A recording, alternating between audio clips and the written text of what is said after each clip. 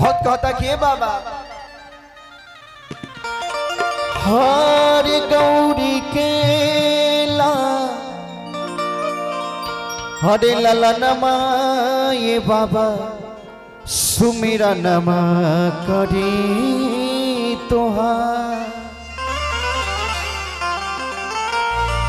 सुमिरा नमा करिले तोहारे बाबा सुमिरा नमा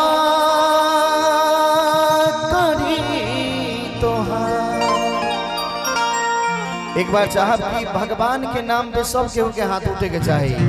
हमारे चैनल वाले भैया थोड़े देर के लिए आप भी कैमरा को छोड़ दीजिए, एक बार सब लोग हाथों को उठा लेंगे।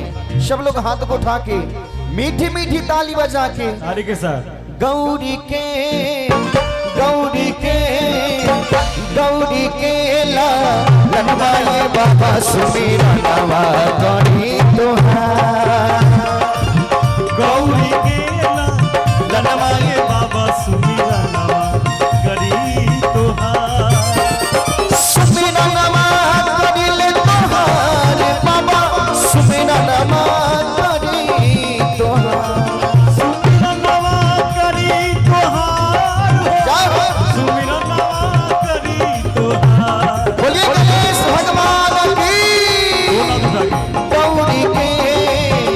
गौरी के ला लनवाए बाबा सुमिरा नवा करी तोहार गौरी के ला लनवाए बाबा सुमिरा करी तोहार।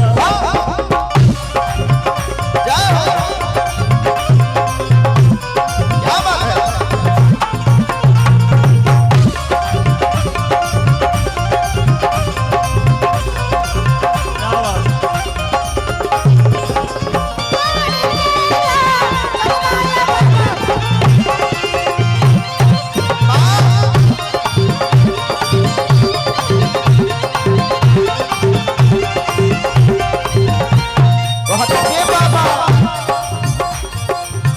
हथिया के सूर पबले अरे मनुष्य के तनमा सब देवता में पहले हो के सुमिरा सब देवता में पहले होला सुमिरा नवा सब देवता में पहले होला सुमिरा नवा। हमनी के भोजपुरी में मुर्खी के महत्व बहुत दिल जाला। राजीव भैया राजा भैया भोजपुरी में मुर्खी के महत्व दिल जाला काहे कि भोजपुरी में जौन कलाकार के मुर्खी ना मिले कलाकार ना कहाला। देखी बड़ा सुंदर भाव बा तनी नाइन मिलल रहे हथिया के सूर क्या बताने हो जा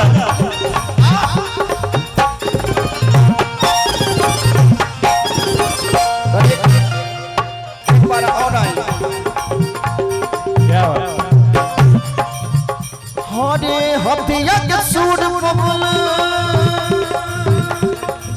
हथिया क्या बात है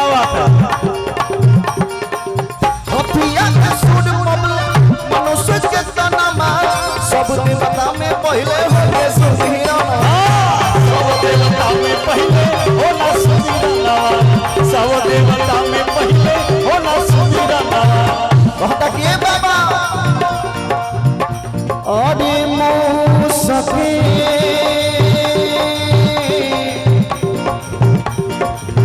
मौसके मौसके हनुमाए बाबा सुमिरा नवा करी तोहार गौरी के लनवाए बाबा सुमिरा नवा करी तोहार।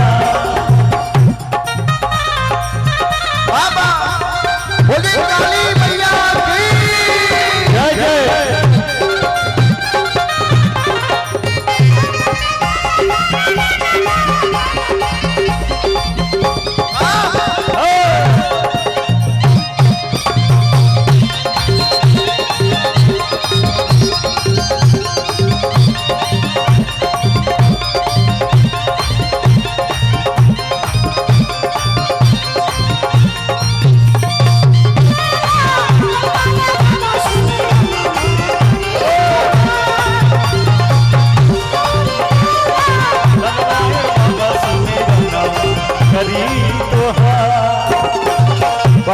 बाबा अरे माता जाकी पार्वती पिता महादेवा लड्डू बन के भोग लो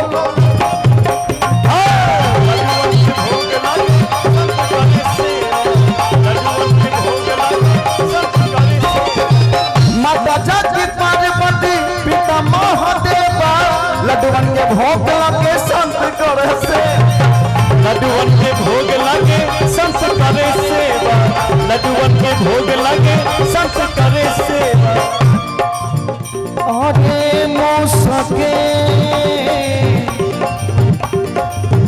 लेकिन कहल जाला कि जे दरबार में गणेश भगवान के साथ साथ हनुमान जी महाराज के बुला लिहल जाओ वो दरबार के पावरफुल होला से रोक ना सकेला।